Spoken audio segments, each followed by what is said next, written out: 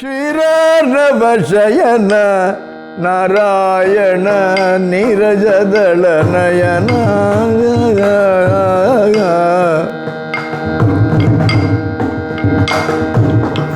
ನಾನು ಅಸೈಗೋಳಿ ಪ್ರಾಥಮಿಕ ಶಾಲೆಯಲ್ಲಿ ಕಲಿಯುತ್ತಿದ್ದಾಗ ಘಟನೆ ನಡೆಯಿತು. ಒಂದು ಶನಿವಾರ ಅದಕ್ಕೆ ಒಂದು ಟಂಕ್ ಅಂತ ಹೊಡೆದೆ. ಉಳಿದ ಕಪಿಸೇನೆ ಎಲ್ಲ ಹೋ ಅಂತ ಒಂದು ಬೊಬ್ಬೆ ಹಾಕಿದೆ. ನನಗೆ ಜಂಘಾಬಲ ಹುಡುಗಿ ಬೆವರಲಿಕ್ಕೆ ಶುರುವಾಗಿ ಬಾಯಲ್ಲಿ ಸ್ವರ ಹೊರಡ್ತಾ ಇಲ್ಲ. ಹೌದಣ್ಣ, ನಿನಗಾದ್ರೆ ABCD ಗೊತ್ತುಂಟ? ನನ್ನ ಸಹಪಾಠಿಗಳಾದಂತಹ ಮಕ್ಕಳ ಮಧ್ಯದಲ್ಲಿ ಹೀರೋ ಆಗಲಿಕ್ಕೆ ಹೋಗಿ ನನಗೊಂದು ಅಪಮಾನ ಆಯ್ತಂತ.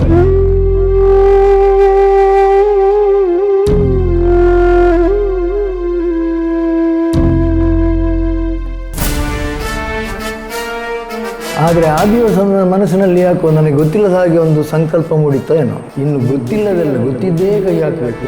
ಪ್ರಸಂಗ ಬರೆಯಲಿಕ್ಕೆ ಅಂತ ಪ್ರಸಂಗ ನಾನು ಮೊದಲು ಬರೆದದ್ದೇ ಮಕ್ಕಳಾಟಿಕೆಯ ಪ್ರಸಂಗ. ಅದು ಅಸೈಗೋಳಿ ಶಾಲೆಯಲ್ಲಿ ವಾರ್ಷಿಕೋತ್ಸವದ ಕಾರ್ಯಕ್ರಮ ಅಂದರೆ ಮಕ್ಕಳಿಗೆ ನಾಟಕ, ಮಕ್ಕಳ ನಾಟಕ ಇದೆಲ್ಲ ಆಗಿ ಸ್ವಲ್ಪ ಟೈಮ್ ಉಳೀತದೆ.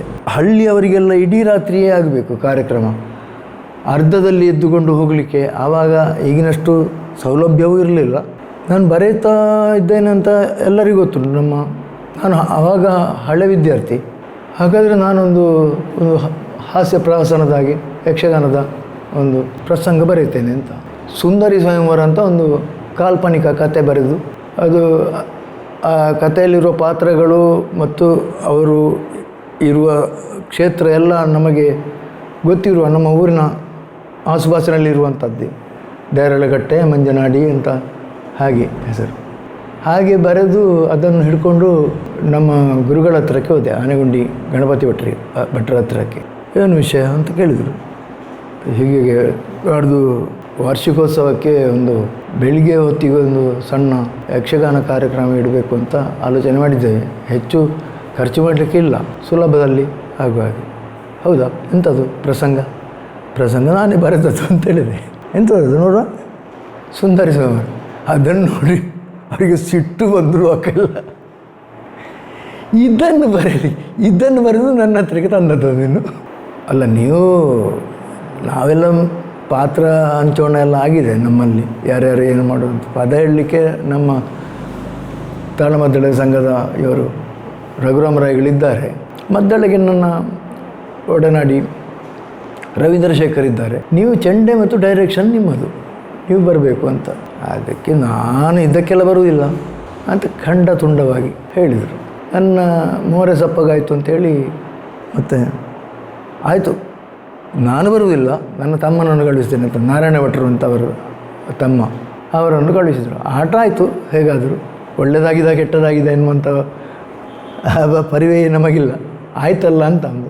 ಆಮೇಲೆ ಅದು ಕೂಡ ನನಗೆ ಒಂದೊಂದು ಛಲ ಹುಟ್ಟಲಿಕ್ಕೆ ಕಾರಣ ಆಗೋದು.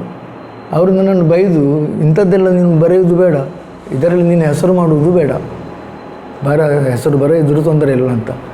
PUC ಯಲ್ಲಿರುವಾಗಲೇ ಒಂದು ವೈಶಾಲಿನಿ ಪರಿಣಯ ಅಂತ ಒಂದು ಪ್ರಸಂಗ ಬರೆದೆ.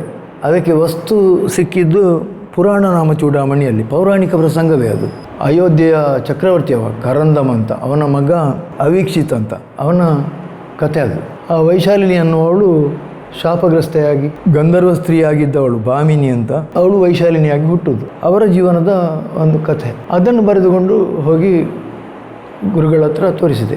ಇದು ನಾನು ಬರೆದದ್ದು, ನೀವು ಅವತ್ತು ಬೈದದಕ್ಕೆ ಪುರಾಣದ್ದೇ ಎಲ್ಲ ಏನಾದರೂ ತಿದ್ದುಪಡಿ ಇದ್ದರೆ ಹೇಳಿ ಅಂತ.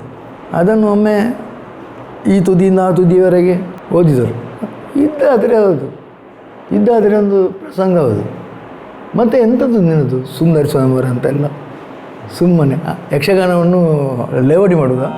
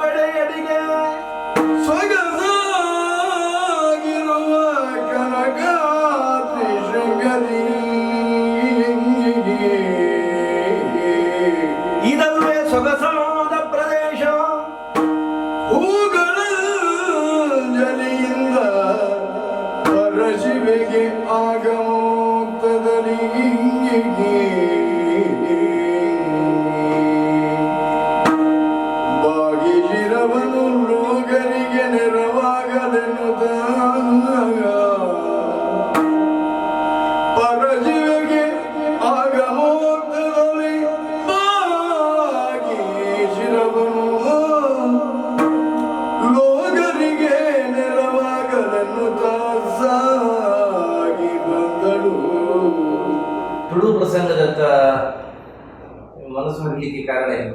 ತುಳು ಭಾಷೆ ಅಧ್ಯಯನ ಹೇಗೆ? ತುಳು ಪ್ರಸಂಗ ಮೊದಲು ತುಳುವಿನಲ್ಲಿ ಪ್ರಸಂಗ ಬರೆಯುವುದು ಹೇಗೆ, ಪದ್ಯ ರಚನೆ ಹೇಗೆ ಅಂತಲೇ ನನಗೆ ಗೊತ್ತಿರಲಿಲ್ಲ. ಅನಂತರ ಬಂಗಾಡಿಯವರ ಪ್ರಸಂಗ ಅವರು ಬರೆಯುವ ಅವರ ಕ್ರಮವನ್ನು ನೋಡಿ ಇದು ಹೀಗೆ ಅಂತ ನನ್ನ ಮನಸ್ಸಿನಲ್ಲಿ ಅದೇ ಒಂದು ಆದರ್ಶ ಅಂತ ಇತ್ತು. ಹಾಗೆ ನನ್ನ ಶುರುವಿನ ಒಂದೆರಡು ತುಳು ಪ್ರಸಂಗ ಹಾಗೆ ಅದರಲ್ಲಿ ಲಾ ಪ್ರಯೋಗ ಹೆಚ್ಚು ಅವರ ಪ್ರಸಂಗದಲ್ಲಿ. ಒಂದು ಶಬ್ದಕ್ಕೆ ಒಂದು ಅಕ್ಷರ ಸೇರಬೇಕು, ಅದು ಛಂದಸ್ಸಿಗೆ ದೋಷ ಆಗ್ತದೆ. ಅದಕ್ಕೆ ಒಂದು ಲಾ ಅಂತ, ಬತ್ತೆಲ ಪೋಯಲ ತುಯ್ಯಲ ಅಂತ ಹಾಗೆ. ಅದು ಲಾ ಅನ್ನೋದು ಅಲ್ಲಿ ಅನಿವಾರ್ಯ ಅಂತಲ್ಲ, ಅದು ಇಲ್ಲದೆ ಬರೆಯಲಿಕ್ಕೆ ಆಗ್ತದೆ ಅಂತ ನನಗೆ ಫಸ್ಟ್ ಟೈಮ್ ಗೊತ್ತಾದ್ದು ಅಮೃತ ಸೋಮೇಶ್ವರರ ಒಂದು ಇದು ಜಾನಪದ ಕಾವ್ಯ ಅಂದರೆ ಅದು ನಮ್ಮ ಇಲ್ಲಿನ ಕಾವ್ಯ ಅಲ್ಲ, ಫಿನ್ಲ್ಯಾಂಡ್ನ ಒಂದು ಜಾನಪದ ಕಾವ್ಯ. ಅದನ್ನು ಇವರು ತುಳುವಿಗೆ ಭಾಷಾಂತರ ಮಾಡಿ, ಭಾಷಾಂತರ ಅಂತಲ್ಲ, ಅದು ಸ್ವತಂತ್ರ ಕಾವ್ಯದಾಗೆ ಹಾಗೆ ಆಗಿದೆ. ಅದರಲ್ಲಿ ಅವರು ಬರೆದ ಕ್ರಮ ನೋಡುವಾಗ ನನಗೆ ತುಳುವಿನಲ್ಲಿ ಹೀಗೂ ಲಾ ಪ್ರಯೋಗ ಇಲ್ಲದೆ ಆಗ್ತದೆ ಅಂತ ಗೊತ್ತಾಯಿತು. ಮಂದಾರ ರಾಮಾಯಣ, ಮಂದಾರ ಕೇಶವ ಭಟ್ರ ಮಂದಾರ ರಾಮಾಯಣ ಓದಿ ಇನ್ನೂ ಬಲ ಆಯಿತು. ಅದು ಲಾ ಪ್ರಯೋಗ ಎನ್ನುವುದು ಬೇಕಾಗಿಯೇ ಇಲ್ಲ, ಅದು ಬೇಡವೇ ಬೇಡ. ಅದು ಪ್ರಸಂಗ ಬೇಗ ತುರ್ತಿನಲ್ಲಿ ಆಗಬೇಕೆನ್ನುವ ಕಾರಣಕ್ಕಾಗಿ ಅವರು ಬೇರೆ ಶಬ್ದ ಆಲೋಚನೆ ಮಾಡಿ ಅದು ಟೈಮ್ ವೇಸ್ಟ್ ಆಗ್ತದೆ. ಅದಕ್ಕೆ ಒಂದು ಲಾ, ನಾಗೆಲ್ಲ ಬತ್ತೆಲ್ಲ ತುಯ್ಯಲ್ಲ ಅಂತ. ಬತ್ತಳು ನೀರುಗಳ ಬಯ್ಯದ ಪೊರ್ತುಡು ಮಲ್ಲಿಗೆಲ, ಅಲ್ಲಿ ಬತ್ತಳು ನೀರುಗಳ ಆ ಲಾ ಯಾಕೆ, ಅದನ್ನು ಬೇರೆ ಒಂದು ಕ್ರಮದಲ್ಲಿ ಬರೆಯಬಹುದಿತ್ತು ಅಂತ ಅಟೆಂಪ್ಟ್ ನಾನು ಮಾಡಿದೆ. ಹೋಮನೆ ಹೋಗು ಪೂಜೆ ಸಾರ್ತೋಗು ಪೋಪುನ ಸಾಮಾನ್ಯ ಜಾನತ್ರಿಯ ಅಂದಪ್ಪ.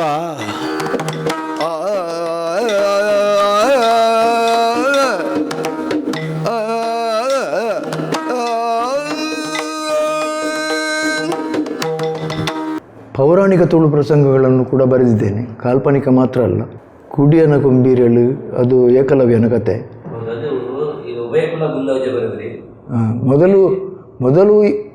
ಉಭಯಕುಲ ಬಿಲ್ಲೋಜ, ಅದು ನಾನು ಮುಂಬೈಯಲ್ಲಿರುವಾಗಲೇ ಬರೆದದ್ದು.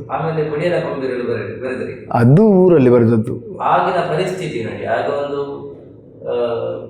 ಈಗಿನ ಹಾಗೆ ಇರಲಿಲ್ಲ ಆಗ ಸಾಮಾಜಿಕ ವ್ಯವಸ್ಥೆಗಳೆಲ್ಲ. ಆ ಸಂದರ್ಭದಲ್ಲಿ ಯಾರಿಗೂ ಎಲ್ಲಿಯೂ ಯಾವುದೇ ಭಾವನೆ ಕೆಡದ ಹಾಗೆ ಆ ಪ್ರಸಂಗವನ್ನು ಬರೆಯುವಾಗ ನಿಮ್ಮ ಮಾನಸಿಕ ಸಿದ್ಧತೆ ಹೇಗಿತ್ತು? ಮಾನಸಿಕ ಸಿದ್ಧತೆ ಆವಾಗೆಲ್ಲ ಬರೆಯುವ ಒಂದು ತುಡಿತ ಇತ್ತು. ಮತ್ತು ಇದು ಈ ಲಾ ಪ್ರಯೋಗದಿಂದ ಮುಕ್ತನಾಗಿ ತುಳುವಿನ ಒಂದು ಸ್ವತಂತ್ರ ಬರವಣಿಗೆಯ ಕ್ರಮವನ್ನು ರೂಢಿಸಿಕೊಳ್ಳುವ ಒಂದು ಇದು ಉಲ್ಲಾಸ, ಉತ್ಸಾಹ. ಈ ಮಂದಾರ ರಾಮಾಯಣ ಮತ್ತು ಇವರ ಮೋಕೆದ ಬೀರೆ ಲೆಮಿಂಕಾಯೆ ಅಂತ ಅದಕ್ಕೆ ತುಳುವಿನಲ್ಲಿ ಟೈಟಲ್ ಕೊಟ್ಟದ್ದವರು, ಫಿನ್ಲ್ಯಾಂಡಿನ ಜಾನಪದ ಕಾವ್ಯ. ಅದರ ಸಾಹಿತ್ಯ ಎಲ್ಲ ನನ್ನನ್ನು ಪ್ರಭಾವಿತನನ್ನಾಗಿ ಮಾಡಿ ಆಮೇಲಿನ ಬರಹಗಳಲ್ಲೆಲ್ಲ ಲಾ ಪ್ರಯೋಗ ಇಲ್ಲ. ಮೊದಲು ಬರೆದ ಒಂದು 3-4 ಪ್ರಸಂಗಗಳಲ್ಲಿ ಮಾತ್ರ ಲಾ ಇದ್ದದ್ದು. ಮಾನಿಷಾದ ಪ್ರಸಂಗ ನಿಮ್ಮನ್ನೊಂದು ಸ್ಟಾರ್ಗಿರಿಗೆ ಏರಿಸಿದ ಪ್ರಸಂಗ. ಮಾನಿಷಾದ ಪ್ರಸಂಗ ಕರ್ನಾಟಕ ಮೇಳದಲ್ಲಿರುವಾಗ ಬರೆದದ್ದು. ಕರ್ನಾಟಕ ಮೇಳದಲ್ಲಿ ಆ ಮಾನಿಷಾದ ಪ್ರಸಂಗದ ಪ್ರದರ್ಶನ ಆಗಿ ನೆಕ್ಸ್ಟ್ ವರ್ಷಕ್ಕಾಗುವಾಗ ನಾನು ಕಟೀಲು ಮೇಳಕ್ಕೆ ಸೇರಿದ್ದೇನೆ. ಆದರೆ ಆವಾಗ ಅಂದರೆ ಕರ್ನಾಟಕ ಮೇಳದಲ್ಲಿ ನಾನು ಒಟ್ಟಿಗೆ 5 ತಿರುಗಾಟಕ್ಕೆ ಮಾತ್ರ ಇದ್ದದ್ದು. 5ನೇ ತಿರುಗಾಟದಲ್ಲಿ ಈ ಪ್ರಸಂಗ ಇದ್ದದ್ದು. ಆವಾಗಿದ್ದ ಆ ಕಲಾವಿದರ ತಂಡ ಉಂಟಲ್ಲ, ಅದಕ್ಕೆ ಹೇಳಿ ಮಾಡಿಸಿದ ಹಾಗೆ ಇದ್ದದ್ದು. ಆಗ ಶುರುವಿಗೆ 7 ಗಂಟೆ ಎಲ್ಲ ಕಳೆಯುತ್ತಿತ್ತು ಮಂಗಳಾಗುವಾಗ ಮಾನಿಷಾದ. ಆಮೇಲೆ ಅದರಲ್ಲಿ ಕಟ್ ಮಾಡಿ ಮಾಡಿ ಮಾಡಿ ಈಗ ಅದರ ಅಸ್ಥಿಪಂಜರ ಮಾತ್ರ ಉಳಿದಿರುವುದು. ಎಲ್ಲ ಹುಡುಗರೆಲ್ಲ ಒಳ್ಳೆ ಹುಡುಗರಿದ್ದರು. ಅಲ್ಲ, ಸಿದ್ಧಗಟ್ಟೆ ವಿಶ್ವನಾಥ ಶೆಟ್ಟರು ವಾಲ್ಮೀಕಿ ಅವರಿಗೆ ಯಕ್ಷಗಾನದಲ್ಲಿ ಟಾಸ್ ಕೊಟ್ಟಂತಹ ಒಂದು ಪಾತ್ರ. ಅದು ಅಮ್ಮಣ್ಣಯ್ಯರಿಗೂ ಅಷ್ಟೇ. ಅಮ್ಮಣ್ಣಯ್ಯರಿಗೆ ಮಾನಿಷಾದದ ಅವರ ಪದ್ಯಕ್ಕೆ ಡಿಮಾಂಡ್ ಬಂದು ಮಾನಿಷಾದ ಒಂದು ಅಮ್ಮಣ್ಣಯ್ಯರೇ ಹಾಡಬೇಕು ಅನ್ನುವ ಅಷ್ಟು ಹೆಸರು ಬಂದಿದೆ ಅವರಿಗೆ. ಹಾಗೆ ಆ ಟೀಮ್ನಲ್ಲಿ ಇದ್ದ ಎಲ್ಲರಿಗೂ ಅವರವರು ಮಾಡಿದ ಪಾತ್ರದಿಂದ ಹೆಸರು ಬಂದಿದೆ. ಮಾತೆ ಜಾನಕಿ ಕಾವ್ಯ ನಾಯಕಿ ಪದ್ಯ ಹಾಡುವಾಗ ಅಮ್ಮಣ್ಣ ಅಳ್ತಾ ಇದ್ದಾರೆ. ಹೌದು, ಅವರಿಗೆ ಅಂಥದ್ದು ಈ ಭಾವನಾತ್ಮಕವಾದಂಥ ಸನ್ನಿವೇಶಗಳಲ್ಲಿ ಅವರು ಅದನ್ನು ಅನುಭವಿಸಿ, ಅಂದರೆ ಅವರು ಬೇಕು ಅಂತ ಅನುಭವಿಸೋದಲ್ಲ, ತನ್ನಷ್ಟಕ್ಕೆ. ಅದು ಮಂಡೇಚರು ಕೂಡ ಹಾಗೆ ಅಲ್ವ, ಅವರು ಈ ವಸ್ತ್ರಾಪಹಾರದ ಕೆಲವು ಪದ್ಯ ಹೇಳುವಾಗ ಕಣ್ಣೀರು ದರ ದರ ದರ ಅಂತ ಇಳಿಯುತ್ತಾ ಹೋಗ್ತಿತ್ತು. ನನಗೆ ಅಂಥ ಸನ್ನಿವೇಶ ಬಂದರೆ ನನಗೆ ಪದ್ಯವೇ ಹೊರಡುವುದಿಲ್ಲ ಬಾಯಿಂದ, ಭಾವೋತ್ಕರ್ಷ ಆಗಿ ಪದ್ಯವೇ ಹೊರಡುವುದಿಲ್ಲ, ಸ್ವರವೇ ಹೊರಡುವುದಿಲ್ಲ. ನನಗೆ ಅನುಭವ ಆಗಿದೆ ಅಂಥದ್ದು. ಸುಣ್ಣಮುಡರ ಕರ್ಣನ ಕೇಳ್ತಾ ನಿಮಗೆ ಹಾಗೆ ಆಗಿದೆ ಆಗ್ತಿತ್ತು ರಂಗಸ್ಥಳದಲ್ಲಿ. ಸತ್ಯ ಹರಿಶ್ಚಂದ್ರ ಪ್ರಸಂಗದಲ್ಲಿ ಒಮ್ಮೆ ಆಗಿತ್ತು, ತಲಪಾಡಿಯಲ್ಲಿ ಒಂದು ಆಟ ಆಗಿ ಈ ಮಗನ ಹೆಣವನ್ನು ಇವಳು, ಆವಾಗ ಸ್ತ್ರೀವೇಷಕ್ಕಿದ್ದದ್ದು ಇವರು ತೋಡಿಕಾನ ವಿಶ್ವನಾಥ ಗೌಡರು. ಅವರ ದೊಡ್ಡ ಮಹಾನ್ ಕಲಾವಿದ ಏನೂ ಅಲ್ಲ, ಆದರೆ ಒಳ್ಳೆಯ ಕಲಾವಿದ ಅವರು. ಅವರ ಚಂದ್ರಮತಿಯ ಅವರ ನಿರ್ವಹಣೆಗಿಂತಲೂ ಆ ಸನ್ನಿವೇಶದ ಒಂದು ಕಲ್ಪನೆ ಮಾಡಿಕೊಂಡು ಪದ್ಯ ಹಾಡುವಾಗ ನನಗೆ ಅದು ಕಟ್ಟಿ ಹೋಗಿತ್ತು. ಅಂಥದ್ದು ಎಷ್ಟೋ ಸಲ ಆಗ್ತದೆ ರಂಗಸ್ಥಳದಲ್ಲಿ. ಈ ಮಾನಿಷಾದ ಪ್ರಸಂಗದ ಬರೆಯುವಾಗ ಈಗ ನಿಮಗೆ ಲಕ್ಷ್ಮೀಶನ ಪ್ರಭಾವ, ಕುಮಾರವ್ಯಾಸನ ಪ್ರಭಾವ ಇತ್ತು? ಪ್ರಭಾವ ನಾನು ಹೆಚ್ಚು ಅವರನ್ನೆಲ್ಲ ಸ್ಟಡಿ ಮಾಡಿದವಲ್ಲ. ಲಕ್ಷ್ಮೀಶನದ್ದೇ ಆಗಲಿ ಕುಮಾರವ್ಯಾಸನದ್ದೇ ಆಗಲಿ ನಮಗೆ ಪಾಠದಲ್ಲಿ ಎಷ್ಟಿತ್ತೋ ಅಷ್ಟೇ. ಮತ್ತು ಕನ್ನಡ ನಾನು ಅಭ್ಯಾಸ ಮಾಡಿದ್ದು SSLCವರೆಗೆ ಮಾತ್ರ. ಕಾಲೇಜಿನಲ್ಲಿ ನಾನು ಸೆಕೆಂಡ್ ಲ್ಯಾಂಗ್ವೇಜ್ ಹಿಂದಿ ತಗೊಂಡದ್ದು. ಅಲ್ಲಿವರೆಗೆ ನಾನು ಎಷ್ಟು ಓದಿದ್ದೇನೋ ಅದೇ ನನಗೆ ಲಾಭ. ಅದು ಲಕ್ಷ್ಮೀಶನದ್ದು ಇದು ನಮ್ಮ ವಾರ್ಧಿಕ ಷಟ್ಪದ, ಇದು ಭಾಮಿನಿ ಷಟ್ಪದಿ. ಹಾಗೆ ಅದೇ ಕ್ರಮದಲ್ಲಿ ಬರೆಯುವಾಗೆಲ್ಲ ಅದೆಲ್ಲ ಒಂದು ನಮಗೆ ಪ್ರಾಕ್ಟೀಸ್ ಅಂತ ಹಾಗೆ ಬರೀತಾ ಇದ್ದೆ. ಮತ್ತು ನನಗೆ ಸರಿಯಾದ ಛಂದೋದರ್ಶನ ಆದ್ದು ನಾರಾಯಣ ಶೆಟ್ಟರ ಸಂಪರ್ಕ ಆದ ನಂತರ. ಶ್ರೀಮಂತೂರು ನಾರಾಯಣ ಶೆಟ್ಟರು ಅವರ ಸಂಪರ್ಕ ಆಗಿ ಅವರ ಜ್ಞಾನವನ್ನು ನನ್ನ ಅಳತೆಯ ಮಾಪನದಲ್ಲಿ ನಾನು ಪಡ್ಕೊಂಡದಷ್ಟೇ. ಪ್ರಸಂಗ ಬರೆಯುವಾಗ ನೀವು ಬೇರೆ ಯಾವ ಕವಿಗಳ ಪ್ರಸಂಗ ಈ ಪಾರ್ತಿ ಸುಬ್ಬನದ್ದು ಮುದ್ದಣ್ಣನದ್ದಲ್ಲದೆ ಬೇರೆ ಓದದ್ದುಂಟ? ಬೇರೆ ನನಗೆ ಪ್ರಸಂಗ ಬರೆಯಲಿಕ್ಕೆ ಇವರು ಕೂಡ ಪ್ರೇರಣೆ ಆಗಿದ್ದಾರೆ. ನಮ್ಮ ಅಮೃತ ಸೋಮೇಶ್ವರರು. ಅಮೃತ ಸೋಮೇಶ್ವರರ ಕೆಲವು ಪ್ರಸಂಗಗಳನ್ನು ನೋಡಿ ಎಷ್ಟು ಸರಳವಾಗಿ ಪದ್ಯ ಬರೆಯಲಿಕ್ಕೆ ಆಗ್ತದೆ. ಹಿಂದಿನ ಪ್ರಸಂಗ ಕರ್ತರು ಈಗ ಅಮೃತ ಸೋಮೇಶ್ವರರಷ್ಟು ಓದಿದವರು ಅಲ್ಲದಿದ್ದರೂ ಕೂಡ ದೊಡ್ಡ ದೊಡ್ಡ ಶಬ್ದ, ಸಂಸ್ಕೃತ ಭೂಯಿಷ್ಠವಾದಂತಹ ರಚನೆಗಳೆಲ್ಲ ಅದು ಈ ಯಕ್ಷಗಾನದ ಕಲಾವಿದರಿಗೆ ಈಗಲ್ಲ ಹೇಳಿದ್ದು. ಆ ಒಂದಾನೊಂದು ಕಾಲದಲ್ಲಿ ನಾನು ಯಕ್ಷಗಾನ ಪ್ರವೇಶ ಮಾಡುವ ಕಾಲದಲ್ಲಿ ಯಕ್ಷಗಾನದಲ್ಲಿ ಇದ್ದದ್ದೆಲ್ಲ ಹೆಚ್ಚು ಕಲಿತವರಲ್ಲ, ಓದು ಬರಹ ಇದ್ದವರಲ್ಲ. ಅವರಿಗೆ ಹೀಗೆ ವಾಡಿಕೆಯಿಂದಲೇ ಅನುಭವದಿಂದ ಅವರು ಪಾತ್ರ ನಿರ್ವಹಣೆ ಮಾಡ್ತಾ ಇದ್ದದ್ದು. ಅಂಥವರಿಗೆ ಪದ್ಯದ ಅರ್ಥ ಇನ್ನೊಬ್ಬರು ಬಿಡಿಸಿ ಹೇಳದೆ ಅದು ಅರ್ಥ ಆಗಲಿಕ್ಕೆ ಕಷ್ಟ ಇತ್ತು. ಅಂಥ ರಚನೆಗಳೆಲ್ಲ ಮೊದಲು ಇತ್ತು. ಮತ್ತೊಂದು ಅಗರಿ ಭಾಗವತರದ್ದು. ಅಗರಿ ಭಾಗವತರ ರಚನೆಗಳೆಲ್ಲ ಅಷ್ಟು ಸರಳ, ಅದು ನೆನಪಿಟ್ಟುಕೊಳ್ಳಿಕ್ಕೂ ಸುಲಭ ಆ ಪ್ರಾಸದ ಗುಣದಿಂದಲಾಗಿ. ಮೇದಿನೀಶ್ವರ ಸುರತಲಾಲಿಸು ಆದಿಯಲ್ಲಿ ಓಂಕಾರವೆಂಬ ನಿನಾದದಲ್ಲಿ ತ್ರೈಮೂರ್ತಿಗಳು ತಾವಾದರಂದು ದೇವಾತ್ಮೆಯ ಪ್ರಥಮ ಪದ್ಯ. ಅದು ಈಗ ಬಿಟ್ಟಿದ್ದಾರೆ. ಅದು ಒಂದು ಸಲ ಓದಿ ಆಗುವಾಗಲೇ ಬಾಯಿಪಾಠ ಬರ್ತಾಯಿತ್ತು. ಸರಳತೆಯೇ ಒಂದು ಸೌಂದರ್ಯ ಅಂತ ಕಾವ್ಯಕ್ಕೆ ನನ್ನ ಅಭಿಪ್ರಾಯ. ಅಲ್ಲ, ಭಿನ್ನಾಭಿಪ್ರಾಯ ಇರ್ಬೋದು. ನಾನು ಹೇಳುವುದಾಗಿ ಈ ಒಂದು ಪ್ರಸಂಗ ರಚನೆ ಮಾಡುವಾಗ ಈಗ ನಾವು ಸಾಮಾನ್ಯವಾಗಿ ನೋಡ್ತಿದ್ರೆ ಈಗ ಬೇರೆ ಬೇರೆ ಪ್ರಸಂಗಗಳಲ್ಲಿ ಈ ಪದ್ಯವನ್ನು ಮತ್ತೆ ತಗೊಂಡು ಆ ಪದ್ಯವನ್ನು ಮುಂದೆ ಹಿಂದೆ ಮಾಡೋ ಕ್ರಮಗಳಿರ್ತದೆ, ಅಥವಾ ತಾಳಭೇದ ಮಾಡುವಂಥದ್ದು. ನಿಮ್ಮ ಪ್ರಸಂಗಗಳಲ್ಲಿ ನಾವು ನೋಡಿದ ಹಾಗೆ ಅಂಥದ್ದು ಬಹಳ ಕಡಿಮೆ. ಆ ಒಂದು ರಸಸೃಷ್ಟಿಯಾಗಿ ನೀವು ಪ್ರಸಂಗವನ್ನು ಆ ರೀತಿಯಲ್ಲಿ ಇಟ್ಕೊಂಡು ಬರ್ತದ ಹೇಗೆ ರಂಗಸ್ಥಳಕ್ಕೆ ಬೇಕು? ಅಲ್ಲಲ್ಲ, ನನಗೆ ರಂಗದಲ್ಲಿ ಹೇಗೆ ಆದೀತು, ಹೇಗಾಗಬೇಕನ್ನುವಂಥ ಒಂದು ಕಲ್ಪನೆ ಇತ್ತು, ಪೂರ್ವಕಲ್ಪನೆ. ಬರೆಯುವಾಗಲೇ ರಂಗದಲ್ಲಿ ಈ ದೃಶ್ಯ ಹೇಗೆ ಬರಬೇಕು ಅನ್ನೋ ಒಂದು ಕಲ್ಪನೆ. ಅದಕ್ಕೆ ಸರಿ ಹೊಂದುವಂತಹ ತಾಳ, ಛಂದಸ್ಸು, ರಾಗ ಇತ್ಯಾದಿ ಬಳಕೆ ಮಾಡಿಕೊಂಡಿದ್ದು. ಮತ್ತು ಈಗ ಶ್ರೀಮಂತೂರು ನಾರಾಯಣ ಮಾಸ್ಟ್ರು ಕಂಡುಹಿಡಿದಂಥ ಯಕ್ಷಗಾನದ ವಿವಿಧ ಛಂದಸ್ಸುಗಳು ಉಂಟಲ್ಲ, ಅದೆಲ್ಲವನ್ನು ನಾನು ಸ್ಟಡಿ ಮಾಡಿ ಬರೆದದ್ದೇನೂ ಅಲ್ಲ. ನನಗೆ ಈಗ ಉದಾಹರಣೆಗೆ ಹೇಳುವುದಿದ್ದರೆ, ಮಾನಿಷಾದ ಪ್ರಸಂಗದಲ್ಲಿ ಇದು ಅಂಥದ್ದು ಗೆಣೆಗಾರರ ಕೂಡಿಕೊಂಡು ಬಂಡ್ರಪ್ಪು ಎಂಬ ಪ್ರಸಂಗ, ಇದು ಪದ್ಯ, ಅದು ಆ ಸ್ಪಾಟ್ನಲ್ಲಿ ನನಗೆ ಹೊಳೆದದ್ದು. ಹೀಗೊಂದು ಅವರ ಬೇಡರೊಂದು ಗ್ರಾಮ್ಯ ಜೀವನ, ಕಾಡಾಡಿಗಳು, ಅದಕ್ಕೆ ಭಾಷೆಯು ಆ ರೀತಿಯಾಗಿ ಬಳಕೆ ಮಾಡಿದ್ದೇನೆ. ಅದು ಛಂದಸ್ಸಿನಲ್ಲಿ ಇಲ್ಲದ್ದೇನೂ ಅಲ್ಲ. ಅದಕ್ಕೆ ನನ್ನ ಸೇರ್ಪಡೆ ಅಂಥದ್ದು ಹೇಳಿದರೆ ಆ ಪದ್ಯಕ್ಕೆ ಅದು ಸೊಬಗಿನ ಸೋನೆಗೆ ಅದು ಪೂರ್ವ ಇವರು ಕವಿಗಳೆಲ್ಲ ಪಲ್ಲವಿ ಅಂತ ಇಡ್ತಿರಲಿಲ್ಲ. ಅದರಲ್ಲಿ ಗೆಣೆಕಾರರ ಕೂಡ್ಕೊಂಡು ಬಂಡ್ರಪ್ಪು ನಮ್ಮ ಬನದಾಗೆ ಬ್ಯಾಟಿಗೆ ಬಂಡ್ರಪ್ಪು, ಅದು ಪಲ್ಲವಿ.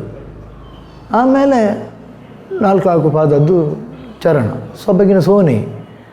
ಯಾರೇ ನೀನು ಭುವನ ಮೋಹಿನಿ ಅಂತ ನಳಿನಾಕ್ಷನಂದನೆಯ ಪದ್ಯ, ಇವರೆಲ್ಲ ಇದಕ್ಕೆಲ್ಲ ಹಾಡ್ತಾರೆ, ಅದಕ್ಕೆ ಗಾನವೈಭವಕ್ಕೆಲ್ಲ. ಯಾರೇ ನೀನು ಭುವನ ಮೋಹಿನಿ ಶುಭ್ರವಸನ ದಾರಿ ರತಿ ಸಮಾನೆ ಮಾನಿನಿ ಅಂತ. ಅದು ಅಲ್ಲಿವರೆಗೆ ಒಂದು ನಡೆ ಆಯಿತಾ. ಆಮೇಲಿನದ್ದು ಅಲ್ಲಿವರೆಗೆ ಇದು ಅಂತ ತಿಶ್ರ ನಡೆ, ತಕಿಟ ತಕಿಟ ತಕಿಟ ತಕದಿಮಿ ಅಂತ ಹಾಗೆ ಹೋಗ್ತದೆ. ಯಾರ ನೀನು ಭುವನ ಮೋಹಿನಿ ಶುಭ್ರವಸನ ದಾರಿ ರತಿ ಸಮಾನೆ ಮಾನಿನಿ ಅಂತ. ಆಮೇಲಿನದ್ದು ನಾರೀಮಣಿ ಸುರಗಂಗೆಯ ತಾಳ ರೂಪಕವೇ ಹಾಕುವುದು, ಆದರೆ ನಡೆ ಭಿನ್ನ. ಅದು ಯಾರಿಂದಲೂ ನಾನು ನೋಡಿ ಕಲಿಸು ಬರೆದದ್ದಲ್ಲ, ಅಲ್ಲಿ ನನಗೆ ಪ್ರೇರಣೆ ಬಂದದ್ದು ಹಾಗೆ ಬರೆಯಬೇಕು ಅಂತ. ನಾರೀಮಣಿ ಸುರಗಂಗೆಯ ವಾರಿಯ ತರುವಡೆ ಕಳುಹಿದ ಚಾರರ ಬೆದರಿಸು ತಟ್ಟಿದ ನೀರೆಯ ನೋಡಲು ಬಂದೆನು ಸಾರ ಸಾಕ್ಷಿ. ಪುನಃ ಮೊದಲನ ನಡೆ, ಸಾರ ಸಾಕ್ಷಿ ನೀನು ಬಲ್ಲೆಯ ತಿಶ್ರ ನಡೆ, ಗಂಗೆ ಎಂಬಳಾರು ಮುದದಿ ಪೇಳ ಬಲ್ಲೆಯ ಅಂತ. ಅದು ಏನೋ ಒಂದು ಗಾಡ್ ಗಿಫ್ಟ್ ಅಂತಲೂ ಹೇಳ್ಬೋದು. ಮತ್ತು ನಮ್ಮ ಕೌಟುಂಬಿಕ ಹಿನ್ನೆಲೆಯಲ್ಲಿ ಅಂಥ ಯಾವ ವ್ಯಕ್ತಿಗಳು ನನಗೆ ಒಂದು ಪ್ರೇರಕರಾಗಿ ಒದಗಿದವರಲ್ಲ. ಯಕ್ಷಗಾನದಲ್ಲಿ ಅಭಿರುಚಿ ಇತ್ತು, ನನ್ನ ತಂದೆಗೂ ಇತ್ತು, ತಾಯಿಗೂ ಇತ್ತು, ನಮ್ಮ ಮನೆಯವರಿಗೆಲ್ಲರಿಗೂ ಇತ್ತು. ಈಗ ಮೊದಲಾಗಿ ಒಬ್ಬ ಪ್ರಸಂಗ ರಚನೆಗೆ ಆಸಕ್ತಿ ಉಳ್ಳವರು ಅವರು ಅವನಲ್ಲಿ ಅಳವಡಿಸಿಕೊಳ್ಳಬೇಕಾದ ಮೂಲಭೂತ ಅಂಶಗಳು ಯಾವುದು?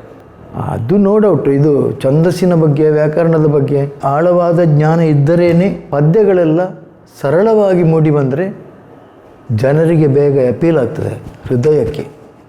ಅಗರಿ ಭಾಗವತರ ಪದ್ಯದ ಹಾಗೆ, ಅಗರಿ ಭಾಗವತರ ಪದ್ಯ ಹಾಡುವ ಕ್ರಮವು, ಅವರು ಬರೆದ ಪದ್ಯಗಳು, ಸಾಹಿತ್ಯವು, ಅದು ಜನಸಾಮಾನ್ಯರಿಗೆ ಒಂದು ಅಪೀಲ್ ಆಗುವಂತಹ ಒಂದು ರಚನೆಗಳೆಲ್ಲ. ನಿಮ್ಮ ಪ್ರಕಾರ ಕತೆ ಹೇಳಿಕೊಟ್ಟವ ಪ್ರಸಂಗರತನ, ಪದ್ಯ ಬರೆದವ ಪ್ರಸಂಗ? ಅದು ಎಷ್ಟೋ ಸಲ ಪೇಪರ್ನಲ್ಲಿ ಕೂಡ ಬಂದಿದೆ, ಚರ್ಚೆ ಆಗಿದೆ. ಪ್ರಸಂಗಕರ್ತ ಪ್ರಸಂಗದ ಪದ್ಯ ಬರೆದವನಲ್ಲದೆ ಕತೆ ಎಷ್ಟು, ಒಂದು ಪಿಕ್ಚರ್ ನೋಡಿ, 4 ಪಿಕ್ಚರ್ ನೋಡಿ, 4 ಘಟನೆಗಳನ್ನು ಒಟ್ಟು ಸೇರಿಸಿ ಒಂದು ಕತೆ ಮಾಡುವುದು ದೊಡ್ಡ ಸಂಗತಿ ಏನಲ್ಲ. ಎಷ್ಟೋ ಮಾಡಿದ, ನನ್ನಲ್ಲಿ ಪ್ರಸಂಗಕ್ಕೆ ಪದ್ಯ ಬರೆಸಿದವರಿದ್ದಾರೆ ಅಂಥ ಕತೆ ಬರೆದು. ನಾನು ಅವರನ್ನು ಹೆಸರನ್ನು ಹೇಳಿ ಸುಮ್ಮನೆ ಅವರಿಗೆ ಬೇಸರ ಆಗುವ ಹಾಗೆ ಮಾಡೋದು ಬೇಡ. ಅದು ನಮ್ಮ ಪಾದೇಕಲ್ ವಿಷ್ಣು ಭಟ್ರು, ಅವರು ಅದರ ಪ್ರಬಲ ಪ್ರತಿಪಾದಕ. ಈ ಪ್ರಸಂಗಕರ್ತ ಯಾರು, ಕಥೆಯನ್ನು ಒದಗಿಸಿಕೊಟ್ಟವನೋ, ಸಂಗ್ರಹಿಸಿಕೊಟ್ಟವನೋ ಅಥವಾ ಪದ್ಯ ರಚನೆ ಮಾಡಿದವನೋ ಎಂಬುದಕ್ಕೆ ಅವರು ಖಂಡತುಂಡವಾಗಿ ಹೇಳಿದ್ದಾರೆ. ಎಷ್ಟೋ ವೇದಿಕೆಗಳಲ್ಲಿ ಹೇಳಿದ್ದಾರೆ. ಅವರ ಕೃತಿಗಳಲ್ಲಿ ಕೂಡ ಅದನ್ನು ಮೆನ್ಷನ್ ಮಾಡಿದ್ದಾರೆ. ಅದಕ್ಕೆ ನನ್ನದು ಕೂಡ ಒಪ್ಪಿಗೆ ಉಂಟು. ನಾನು ಕೂಡ ಅದೇ ಅಭಿಪ್ರಾಯ ಇರುವವ. ಆದರೆ ಎಷ್ಟೋ ಸಲ ಅದು ಬಿಡಿ, ನೀವು ಅದು ಹೇಳ್ತೀರಿ. ನನ್ನ ಇಲ್ಲಿ ತುಳುವಿನಲ್ಲಿ ಒಳ್ಳೆ ರೈಸಿದ ಪ್ರಸಂಗವನ್ನು ಬಡಗಿಗೆ ಕೊಂಡೋಗಿ ಕನ್ನಡದಲ್ಲಿ, ಈಗ ಕಥೆಯೂ ನನ್ನದೇ, ಯಾರಾದರೂ ಹೇಳಿದ್ದಲ್ಲ, ಪದ್ಯ ರಚನೆಯೂ ನನ್ನದೇ, ತುಳುವಿನಲ್ಲಿ ಹಿಟ್ಟಾದ ಪ್ರಸಂಗ ಅದು. ಬಡಗಿನಲ್ಲಿ ಬೇರೆ ಹೆಸರಿನಲ್ಲಿ, ಅಂದರೆ ಶೀರ್ಷಿಕೆ ಬೇರೆ ಕೊಟ್ಟು ಕನ್ನಡದಲ್ಲಿ ಪ್ರಸಂಗ ಮಾಡಿ ಸಂಪಾದಿಸಿದವರಿದ್ದಾರೆ. ಹೆಸರ ದುಡ್ಡು ನಾನು ಯಾರು ಅಂತ ಹೇಳುವುದಿಲ್ಲ. ಅದು ಮೇಳದ ಯಜಮಾನರಿಗೆ ಒಪ್ಪಿಗೆ ಆದರೆ ಐಕೆ ಒಂಜಿ ನಮ್ಮೆಟ್ಟು ಬಿಯುಳ್ಳೆ ಈ ಸರ್ತಿ ತಿರುಗಾಟವು ಕಲಾವಿದೆ, ಅವನ ಹೆಸರು ಹೇಳಿ. ಹಾಗೆ ಆಡ್ಬೇಕು. ಹಾಸ್ಯಗೂ ಕೊಂಚ ಸೇರ್ಪಡೆ ಮಾಡ್ತದುಂಡು. ಅಕ್ಲೆ ಮಾತ್ರ ಕೆಲಸ ತಿಕ್ಕೋಡು. ಹಾಗೆ ಪ್ರಸಂಗವನ್ನು ನನ್ನ ಮನಸ್ಸಲ್ಲಿ ಮೂಡುವುದಕ್ಕಿಂತ ಮೊದಲು ಅವರ ಮನಸ್ಸಿನಲ್ಲಿ ಮೂಡಿಸಿಕೊಂಡು ನನಗೆ ಅಪ್ಪಣೆ ಕೊಟ್ಟದ್ದು ಉಂಟು. ಆದರೆ ಆಮೇಲೆ ಅದನ್ನೆಲ್ಲ ಬಿಟ್ಟೆ. ಆಮೇಲೆ ಯಾಕೆಂದರೆ ನನಗೆ ಬೇರೆ ಮೇಳಕ್ಕೆ ಪ್ರಸಂಗ ನಾನು ಬೇರೆ ಮೇಳಕ್ಕೆ ಪ್ರಸಂಗ ಕೊಟ್ಟದ್ದು ಇದುವೇ ಕೊನೆಯದ್ದು. ಮೇಘಮಯೂರಿ ಮತ್ತು ಅದರ ನೆಕ್ಸ್ಟ್ ವರ್ಷ ಸ್ವರ್ಣನೂಪುರ. ಅದಕ್ಕೆ ಮೊದಲೆಲ್ಲ ಬೇರೆ ಬೇರೆ ಮೇಳಗಳಿಗೆಲ್ಲ ತುಳುವಿನಲ್ಲೋ ಕನ್ನಡದಲ್ಲೋ ಪದ್ಯ ಬರೆದು ಕೊಡ್ತಾ ಇದ್ದೆ. ಮೇಘಮಯೂರಿ ಒಂದು ಸೈನಿಕನ ಕಥಾಹಿನಲ್ಲಿ ಇರುವಂಥದ್ದು. ಹೌದು, ಅದು ತಂದೆ ಮಗನ ಹೌದು. ಸಂಘರ್ಷ. ಆ ಕಥೆ ನಿಮ್ಮ ಮನಸ್ಸಲ್ಲಿ ಹುಟ್ಟಲಿಕ್ಕೆ ಏನಾದರೂ ಹಿನ್ನೆಲೆ ಉಂಟಾ? ಅದೇ ನಾನು ಆಗ ಹೇಳಿದೆಲ್ಲ ಪಾರ್ಸಿ ಕಾವ್ಯ ಅಂತ. ಅದರ ಪಾರ್ಸಿ ಕಾವ್ಯದ ಕನ್ನಡ ವರ್ಷನ್ ಇನ್ ಪ್ರೋಸ್ ಅದು ನನಗೆ ಓದಲಿಕ್ಕೆ ಸಿಕ್ಕಿತ್ತು. ಆಮೇಲೆ ಅದೊಂದು ಮೂವಿ ಆಗಿತ್ತು. ಯಾವ ಪೃಥ್ವಿರಾಜ್ ಕಪೂರ್ನ ಕಾಲದಲ್ಲಿ ಒಂದು ಮೂವಿ ಆಗಿತ್ತು. ಸೋಹ್ರಾಬ್ ರುಸ್ತುಮ್ ಅಂತಲೇ ಅದರ ಹೆಸರು ಮೋಸ್ಟ್ಲಿ. ಅದರ ಕಥೆ ನನಗೆ ಯಕ್ಷಗಾನಕ್ಕೆ ಒಳ್ಳೆ ಸೂಟ್ ಆದೀತು ಅಂತೇಳಿ ಆವಾಗಲೇ ನಾನು ಅಂದಾಜು ಮಾಡಿ ಮತ್ತೆ ಅದನ್ನು ಬರೆದದ್ದು. ಶುರುವಿಗೆ ಬರೆದದ್ದು ತುಳುವಿನಲ್ಲಿ. ಕದ್ರಿ ಮೇಳದಲ್ಲಿ ತುಳು ಪ್ರಸಂಗ, ಗೆಜ್ಜೆದ ಪೂಜೆ ಇದ್ದ ಪ್ರಸಂಗ ಮನೋಹರ ಕುಮಾರರದ್ದು. ಆವಾಗ ಈ ಪ್ರಸಂಗಕ್ಕೆ ಒಳ್ಳೆಯ ಹೆಸರು ಬಂದಿತ್ತು. ಆಮೇಲೆ ಅತಿಥಿ ಭಾಗವತರಾಗಿ ಪೊಲ್ಯದವರು ಬೊಂಬಾಯಿಂದ ಬರ್ತಾಯಿದ್ರು. ಒಂದು ಸಾಲಿಗ್ರಾಮ ಮೇಳದವರಿಗೆ ಒಂದು ಪ್ರಸಂಗ ಬೇಕಾಗಿತ್ತು. ನಾವಡ್ರು ತೀರಿ ಹೋದ ನೆಕ್ಸ್ಟ್ ವರ್ಷಕ್ಕೆ ಅವರಿಗೊಂದು ಪ್ರಸಂಗವೂ ಬೇಕಿತ್ತು. ಮತ್ತು ಭಾಗವತರು ಕೂಡ ನಮ್ಮಲ್ಲಿ ಇವರಿದ್ದರು, ಶಬರಾಯರು. ಆ ವರ್ಷ ನಾವು 3 ಜನ ಭಾಗವತರು ಇದ್ದದ್ದು ಕರ್ನಾಟಕದಲ್ಲಿ. ಅಮ್ಮಣ್ಣಯ್ಯರು, ಶಬರಾಯರು, ನಾನು. ಶಬರಾಯರು ಹೇಳಿ ಸಾಲಿಗ್ರಾಮದ ಯಜಮಾನರು ನನ್ನಲ್ಲಿ ಪ್ರಸಂಗ ಬರೆಯಲಿಕ್ಕೆ ಹೇಳಿದ್ದು. ತುಳುವಿನಲ್ಲಿ ಒಳ್ಳೆ ನಡೆದದ್ದು ಕನ್ನಡದಲ್ಲಿ ಯಾಕೆ ನಡೆಯಲಿಕ್ಕಿಲ್ಲ ಅಂತೇಳಿ ಪದ್ಯ ಎಲ್ಲ ಕನ್ನಡದಲ್ಲಿ ಬರೆದು ಕೊಟ್ಟೆ. ಅದು ಹಿಟ್ಟಾಯಿತು.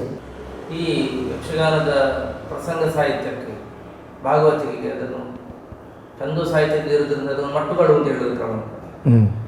ಈಗೀಗ ಕರ್ನಾಟಕ ಶಾಸ್ತ್ರೀಯ ಸಂಗೀತದ ರಾಗಗಳನ್ನು ಬಳಸಿ ಅಲ್ಲ, ಕರ್ನಾಟಕ ಶಾಸ್ತ್ರೀಯ ರಾಗದ ಬಳಕೆ ಹಿಂದೆಯೂ ಇತ್ತು. ಯಾಕೆಂದರೆ ನಮಗೆಲ್ಲ ಮಂಡೆಚ್ಚರು ಆವಾಗ ಆ ಸಂಗೀತ ಸಂಪ್ರದಾಯ.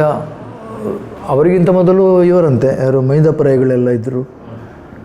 ಮೈಂದಪರಾಯಿಗಳ ಆ ಹಾಡುಗಾರಿಕೆಯ ಮೋಹಕತೆ ಅದನ್ನು ಕೇಳಿ ಇವರು ಇಲ್ಲದಿದ್ದರೆ ಅವರು ಯಕ್ಷಗಾನ ಇದಕ್ಕೆ ಬಂದವರಲ್ಲ. ದಾಮೋದರ ಮಂಡೆಚ್ಚರು ಅವರು ಶಾಸ್ತ್ರೀಯ ಸಂಗೀತ ಕಲಿತು ಕಚೇರಿ ಏನಾದರೂ ಮಾಡಬಹುದಾಗಿತ್ತು. ಸಂಗೀತ ವಿದ್ವಾನಲ್ಲೂ ಅವರು ಮೈಂದಪರಾಯಿಗಳ ಭಾಗವತಿಗೆ ಕೇಳಿ ಅವರು ಒಂದು ಮರುಳದ್ದು ಮೈಂದಪರಾಯಿಗಳ ಭಾಗವತಿಕೆಗೆ. ಮತ್ತೊಂದು ಬಡಗಿನಲ್ಲಿ ಆ ಕಾಲದಲ್ಲಿ ಅವರನ್ನು ಆಕರ್ಷಿಸಿದ್ದು ಇವರು ಮರಿಯಪ್ಪಾಚಾರ್ಯ, ಹರಿಯಪ್ಪಾಚಾರ್ಯ, ನೆಲ್ಲೂರು ಮರಿಯಪ್ಪಾಚಾರ್ಯ, ನೆಲ್ಲೂರು ಮರಿಯಪ್ಪಾಚಾರ್ಯ. ಅವರ ಪದ್ಯವನ್ನು ಬಾರಿ ಹೊಗಳಿಕೊಂಡಿದ್ದರು ಅವರು. ಎಂಥ ಒಂದು ಒರಿಜಿನಾಲಿಟಿ ಅಂತ ಅದರಲ್ಲಿ. ಮಂಡೆಚ್ಚರು ರಾಗ ಹಾಕಿದರೂ ಅದು ಯಕ್ಷಗಾನದ ಚೌಕಟ್ಟಿನಿಂದ ಹೊರಗೆ ಹೋಗ್ತಾ ಇರಲಿಲ್ಲ. ಯಕ್ಷಗಾನದಲ್ಲಿ ಹೇಗೆ ಅಂದರೆ ಹಾಡುಗಾರಿಕೆ ಮೇಲಿನ ಸ್ಥಾಯಿಯಿಂದ ತಗೊಳ್ಳೋದು, ಪದ್ಯ ತಗೊಳ್ಳೋದು. ಮುಕ್ತಾಯವೂ ಹಾಗೆ ಮೇಲಿನ ಸ್ಥಾಯಿಯಲ್ಲಿಯೇ ಮುಕ್ತಾಯ ಮಾಡೋದು. ಮಂಡೆಚ್ಚರು ಅದು ಯಾವ ಸಂಗೀತ ಕ್ರಮ ಅಂತ ಯಾರು ಬೇಕಾದರೂ ಹೇಳಲಿ, ಆ ಪರಂಪರೆಯನ್ನು ಬಿಟ್ಟೇ ಇರಲಿಲ್ಲ. ಕೊನೆಗೆ ಅವರ ಶಾರೀರ, ಅವರ ಕಂಠ ಅವರು ಹೇಳಿದಾಗೆ ವಯಸ್ಸಿನದ್ದು, ಆರೋಗ್ಯದ್ದು ಹೇಳಿದಾಗೆ ಕೇಳ್ತಿರ್ಲಿಲ್ಲ. ಹಾಗಾಗಿ ಈ ಲ್ಯಾಂಡಿಂಗ್ಸ್ ಪೊಸಿಷನ್ನಲ್ಲಿ ಶ್ರುತಿ ಬಿಟ್ಟ ಹಾಗೆ ಕೇಳ್ತಾ ಇತ್ತು. ಸಾಹಿತ್ಯದಲ್ಲಿ ಇಷ್ಟೊಂದು ಕೆಲಸ ಮಾಡಿದವರು ನೀವು ಯಕ್ಷಗಾನ ಪ್ರಸಂಗದ ಮೂಲಕ, ಯಾಕೆ ಭಾವಗೀತೆಗಳನ್ನು ಭಕ್ತಿಗೀತೆಗಳನ್ನು ಬರೆಯಲು ಮನಸ್ಸು ಮಾಡಬೇಕು? ಭಾವಗೀತೆ ಭಕ್ತಿಗೀತೆ ಎಲ್ಲ ಬರೆದಿದ್ದೀನಿ. ಅದು ಆದರೆ ಯಾಕಂದ್ರೆ ನವ್ಯದ ಕ್ಷೇತ್ರ ನಿಮ್ಮ ಮೇಲೆ ಬಹಳ ಪ್ರಭಾವ ಬೀರಿದೆ ಅಂತ ಹೇಳಿದ್ರೆ ಅಡಿಗರ ಸಾಹಿತ್ಯಗಳಲ್ಲಿ ನವ್ಯ ಪ್ರಭಾವ ಬೀರಿದೆ. ನವ್ಯ ಸಂಪ್ರದಾಯ ಯಾಕೋ ನನಗೆ ಮುಂಬೈಯ ಹಾಗೆ ಅದು ಒಗ್ಲಿಲ್ಲ.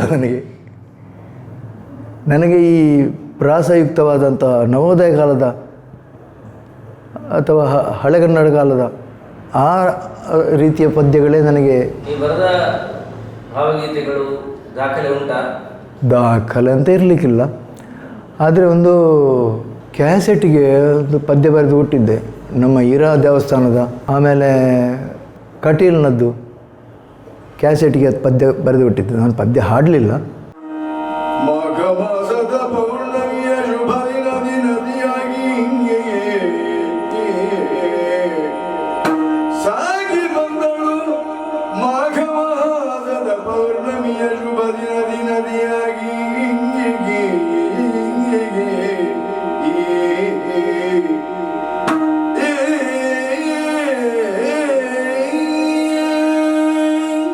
ನಮ್ಮ ಚಾನಲ್ನಲ್ಲಿ ಬರುವ ವಿಡಿಯೋಸ್ ನಿಮಗೆ ಇಷ್ಟ ಆಗಿದ್ರೆ ಲೈಕ್ ಮಾಡಿ, ಶೇರ್ ಮಾಡಿ, ನಮ್ಮ ಚಾನಲನ್ನು ಸಬ್ಸ್ಕ್ರೈಬ್ ಮಾಡಿ, ನಮ್ಮನ್ನು ಬೆಂಬಲಿಸಿ.